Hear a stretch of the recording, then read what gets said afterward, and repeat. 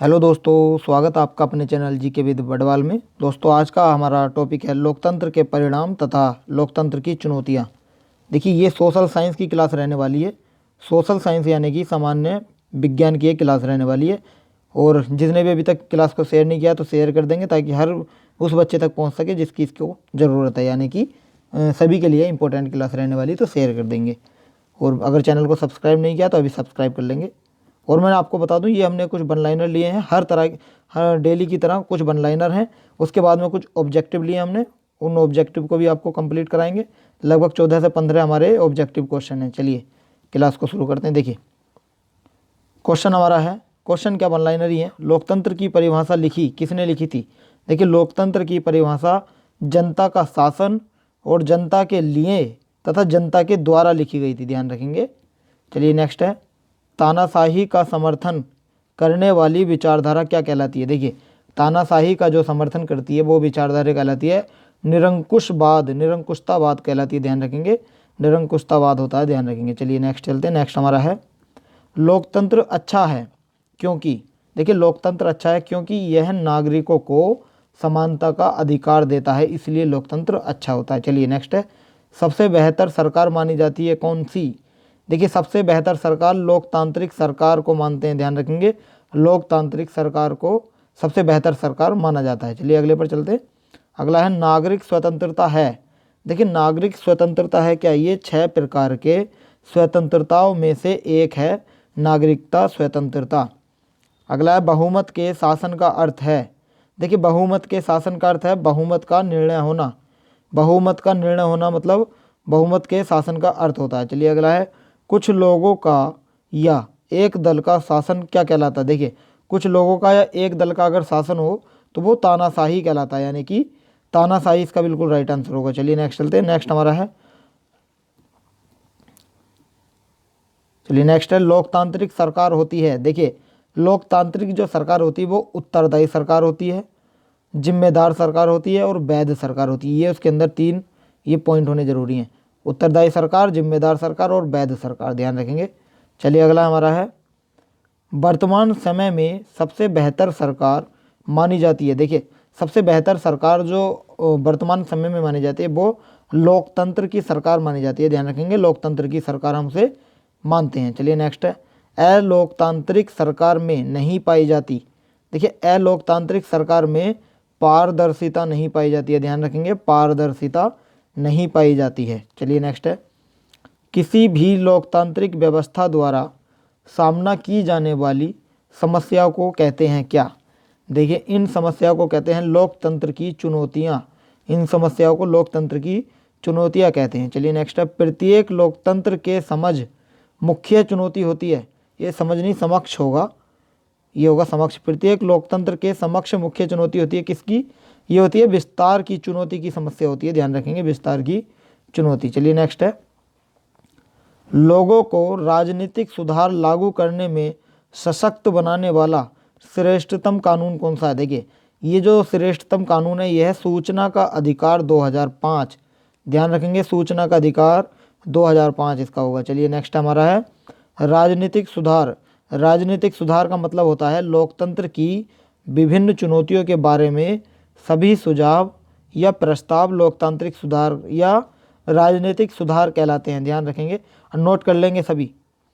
देखिए, हमारे one liner तो हो गए ख़त्म, और हमने वन लाइनर के बाद में कुछ हमने आपके लिए ये ऑब्जेक्टिव लिए हैं। तो अगर आपने अभी तक क्लास को शेयर नहीं किया तो अभी शेयर कर दें, ताकि हर बच्चे तक ये क्लास पहुंच सके। तो वन लाइनर लेते हैं। देखिए, पहला क्वेश्चन हमारा है, निम्न में से कौन लोकतंत्र के विस्तार के लिए चुनौती है। देखिए, कौन है चुनौती, वो है हमारा स्थानीय सरकारों को अधिक शक्ति चुनौती होता है। ऑप्शन नंबर बी आपका यहाँ बिल्कुल राइट आंसर हो जाएगा। B is the right answer. चलिए नेक्स्ट चलते हैं। नेक्स्ट क्वेश्चन हमारा है, प्रत्येक स्थापित लोकतंत्र के समक्ष होती है।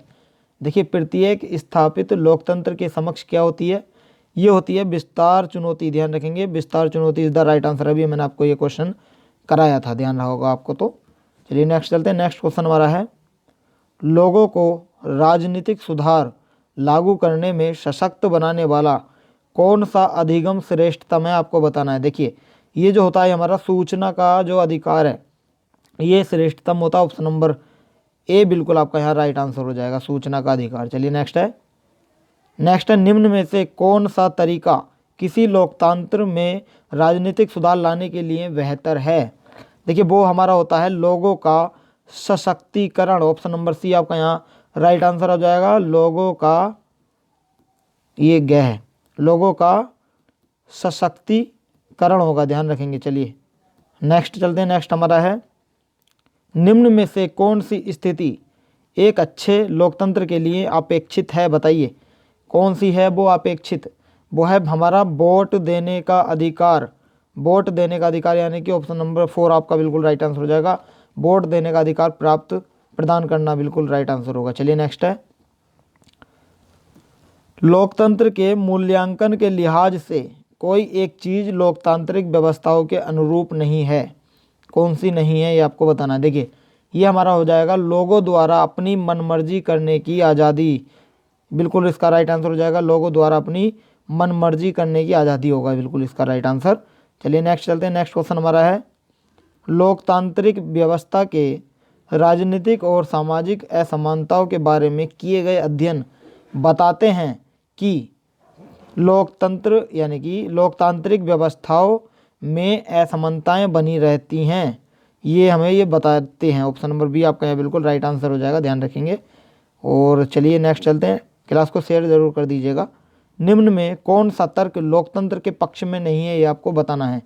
कौन सा तर्क लोकतंत्र के पक्ष में नहीं है। देखिए पहला तो है लोकतंत्र में लोग स्वतंत्र और समानता का अनुभव करते हैं, बिल्कुल राइट आंसर हो जाएगा। अगले पर चलते हैं। अगला है हमारा लोकतंत्र दूसरों की तुलना में विवादों को बेहतर ढंग से हल करता है। ये भी बिल्कुल राइट आंसर हो जाएगा। इसका मतलब ये है कि ये पक्ष में नहीं आते हैं। नेक्स्ट लोकतंत्र लोगों के प्रति अधिक जिम्मेदार होता है। इसका भी ये भी बिल्कुल सही हो जाएगा। लेकिन लोकतंत्र अन्यों की तुलना में अधिक समृद्ध होता है, बताइए। ये देखिए ये इसका बिल्कुल राइट आंसर हो जाएगा। अधिक समृद्ध होता है, ये पक्ष में नहीं है। ऑप्शन नंबर डी आपका यहाँ बिल्कुल राइट आंसर हो जाएगा। चलिए नेक्स्ट है लोकतांत्रिक सरकार होती है। लोकतांत्रिक सरकार होती है उत्तरदायी सरकार होती है, जिम्मेदार होती है या वैध होती है। अभी आपको कराए थे 3 पॉइंट होने जरूरी हैं। उत्तरदायी सरकार मैंने अभी बताया था ना आपको, उत्तरदायी सरकार होती है। एक जिम्मेदार सरकार का होना भी बहुत ज़रूरी है, जिम्मेदार सरकार। और एक वैध सरकार भी होनी चाहिए। तो इसका मतलब राइट आंसर हो जाएगा ऑप्शन नंबर डी आपका यहाँ राइट आंसर हो जाएगा, उपरोक्त सभी। चलिए नेक्स्ट चलते हैं। नेक्स्ट क्वेश्चन हमारा है इस समय निम्न में से किस प्रकार की सरकार सबसे बेहतर मानी जाती है, बताइए। ये देखिए इसके ऑप्शन है, ये कौन सी सरकार सबसे बेहतर मानी जाती है ये आपको बताना है। राजतंत्र, तानाशाही या लोकतंत्र, या इनमें से कोई नहीं। देखिए इसका राइट आंसर हो जाएगा ऑप्शन नंबर 3 लोकतंत्र सरकार सबसे ज़्यादा बेहतर मानी जाती है, ध्यान रखेंगे। चलिए नेक्स्ट चलते हैं। नेक्स्ट क्वेश्चन हमारा है विभिन्न लोकतांत्रिक व्यवस्थाओं में निम्न में से कौन सी विशेषताएं सब में पाई जाती हैं। देखिए ये आपको बताना कौन सी विशेषताएं। उनके औपचारिक संविधान होते हैं, बिल्कुल सही है। उनके राजनीतिक दल होते हैं, ये भी सही है। ये नागरिकों के अधिकारों की गारंटी देते हैं, बिल्कुल सही है। तो इसका राइट आंसर हो जाएगा ऑप्शन नंबर 4, ये तीनों ही इसका राइट आंसर हो जाएगा। चलिए नेक्स्ट है। नेक्स्ट क्वेश्चन हमारा है निम्न में से कौन सी बात अलोकतांत्रिक सरकार में नहीं पाई जाती। कौन सी बात नहीं पाई जाती है अलोकतांत्रिक सरकार के अंदर। देखिए पारदर्शिता नहीं पाई जाती है। ऑप्शन नंबर डी आपका यहाँ बिल्कुल राइट आंसर हो जाएगा, पारदर्शिता इज द राइट आंसर। ये अलोकतांत्रिक, ये ध्यान रखना है, पारदर्शिता अलोकतांत्रिक के अंदर नहीं पाई जाती है, ध्यान रखेंगे। कभी आप क्वेश्चन आ जाए लोकतांत्रिक यहाँ पर तो गलती से आप लगा दो, तो इसलिए बता रहा हूँ कि अलोकतांत्रिक जहाँ जाए वहाँ पारदर्शिता आंसर करना है। चलिए नेक्स्ट चलते हैं। नेक्स्ट है लोकतांत्रिक व्यवस्था मंद, कम प्रभावी और साफ सुथरी ना होते हुए भी अन्य शासन व्यवस्थाओं से बेहतर होती है, क्योंकि क्यों होती है। ये होती है, यह वैध शासन व्यवस्था है, ये भी सही है। यह लोगों की अपनी शासन व्यवस्था, ये सही है। अपनी शक्ति को बढ़ाने में सक्षम है, ये भी सही है। तो इसका राइट आंसर हो जाएगा ये सभी कारण। ऑप्शन नंबर 4 आपका यहाँ बिल्कुल राइट आंसर हो जाएगा, ध्यान रखेंगे। चलिए नेक्स्ट है लोकतांत्रिक व्यवस्थाओं में ने निम्न में से किसको सफलतापूर्वक हटा दिया। देखिए लोकतांत्रिक व्यवस्थाओं में हटा दिया था राजनीतिक असमानता को हटा दिया था। ऑप्शन नंबर ए आपका यहाँ बिल्कुल राइट आंसर हो जाएगा, राजनीतिक असमानता इज द राइट आंसर। चलिए नेक्स्ट चलते हैं। नेक्स्ट क्वेश्चन हमारा है लोकतांत्रिक व्यवस्था किसी अन्य शासन प्रणाली में काफ़ी आगे है, क्योंकि क्योंकि यह व्यक्तियों की गरिमा और आज़ादी को प्रोन्नत करती है, यानी कि ऑप्शन नंबर ए आपका यहाँ बिल्कुल राइट आंसर हो जाएगा। ध्यान रखेंगे, option number A is the right answer. देखिए आज का सेशन हमारा यहीं समाप्त होता है। आपको हमारी वीडियो कैसी लगी हमें कमेंट करके ज़रूर बताएं और हमें वीडियो को शेयर कर दें ताकि हर किसी को इसका लाभ हो सके। वीडियो लाइक करें अगर अच्छी लगी हो तो, और चैनल को सब्सक्राइब भी कर लेंगे ताकि आने वाली हर अपडेट आपको समय पर मिलती रहे। और आपके कितने क्वेश्चन बिल्कुल सही हुए ये हमें कमेंट करके ज़रूर बताएं कि कितने क्वेश्चन आपने बिल्कुल सही किए हैं। अगर आपने हमारा टेलीग्राम चैनल ज्वाइन नहीं किया तो अभी जाकर ज्वाइन करें, वीडियो के डिस्क्रिप्शन में उसका लिंक दिया हुआ है, वहाँ जाकर आप हमें ज्वाइन कर सकते हैं और वहाँ से हम आपको PDF प्रोवाइड कराते हैं, तो आप अपनी PDF वहाँ से डाउनलोड कर सकते हैं। तो आज के लिए इतना ही, कल फिर मिलते हैं। So thank you so much.